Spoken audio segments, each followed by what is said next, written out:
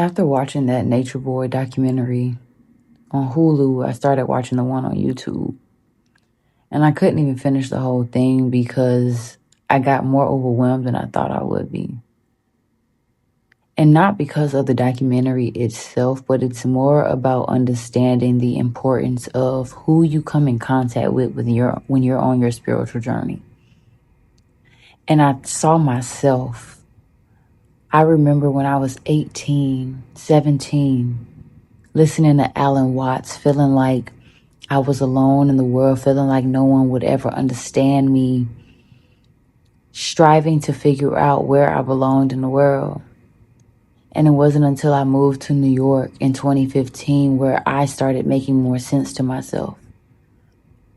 But if I had met someone like a Nature Boy, if I had met someone who was manipulative in their knowledge, I could have easily been in that same situation.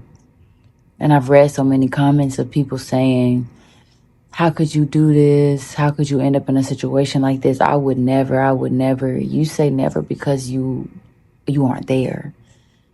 And you potentially don't even have the same reality that they did. When you think a certain way, when you exist a certain way, when you learn about the Matrix at a very young age,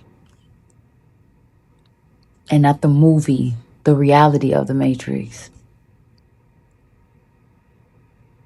it's easy to gravitate towards people who are speaking your same language because majority people are not. And the same way we look at that as a cult, I started looking at religion and just things as a whole and just the importance of the way in which we use our words. We never know the seeds that we plant in people's lives. And I feel like we all need to be mindful of how we speak and how we share.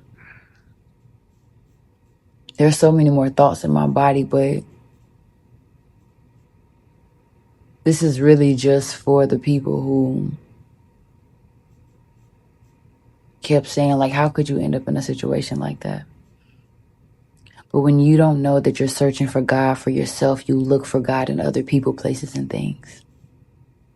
That's how you can find yourself in situations like that.